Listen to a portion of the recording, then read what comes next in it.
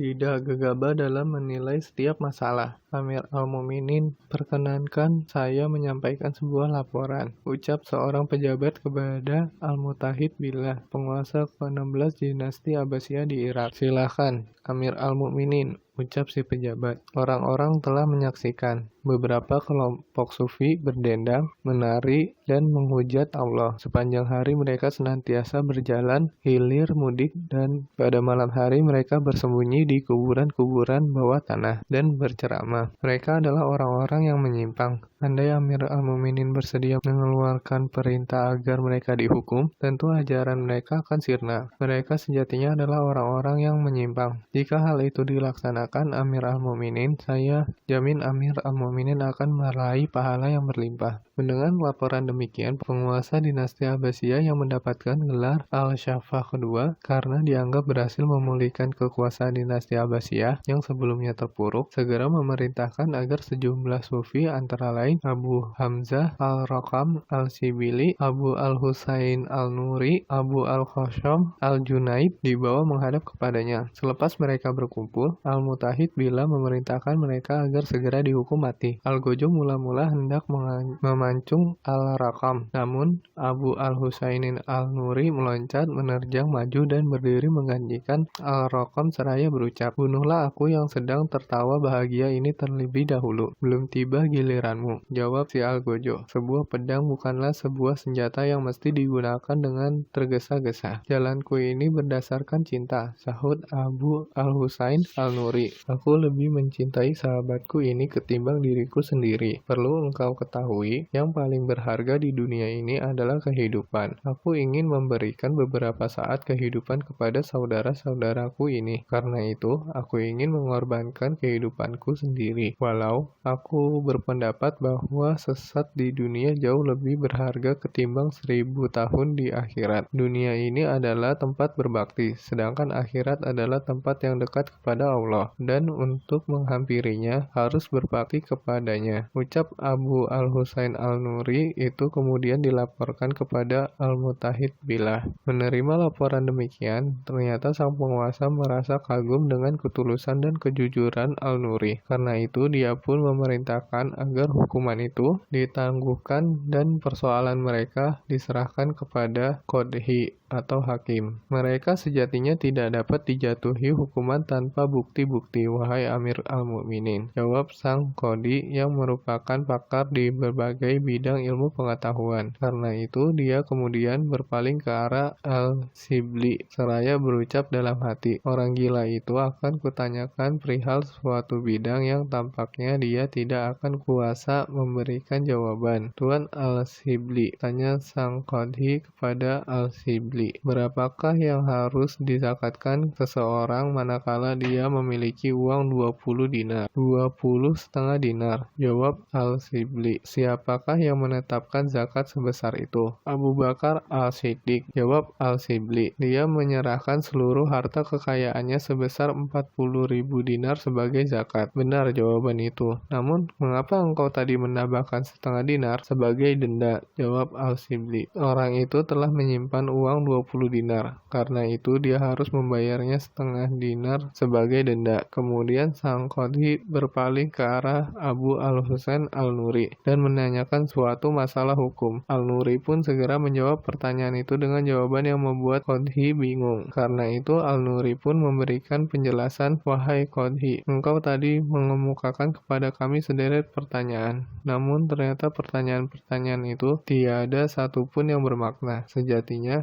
Allah memiliki hamba-hamba yang berdiri karena Dia, yang berjalan dan beristirahat karena Dia, dan yang hidup karena Dia, serta diam merenungkan Dia. Manakala sesaat saja mereka merenung Dia, tentu mereka binasa. Melalui Dia mereka tidur, melalui Dia mereka makan, melalui Dia mereka menerima, berjalan, melihat, mendengar, dan melalui Dia mereka ada. Ini adalah ilmu sejati, bukan yang engkau tanyakan." Mendengar paparan demikian, demikian, sang qadhi pun tidak kuasa berkata sepatah kata pun. Kemudian dia melaporkan hasil wawancara dan interogasi yang dia lakukan kepada Al-Mutahid Billah. Dalam laporan itu, dia mengemukakan Amir al-Mukminin, jika orang-orang seperti mereka dianggap sebagai orang-orang yang tidak bertuhan dan menyimpang, keputusan saya adalah bahwa di seluruh dunia ini tiada seorang pun yang percaya kepada Allah yang Maha Esa. Al-Mutahid Billah dengan penuh sukacita menerima laporan dan keputusan sang qadhi. Dia pun memerintahkan agar orang-orang itu dibebaskan.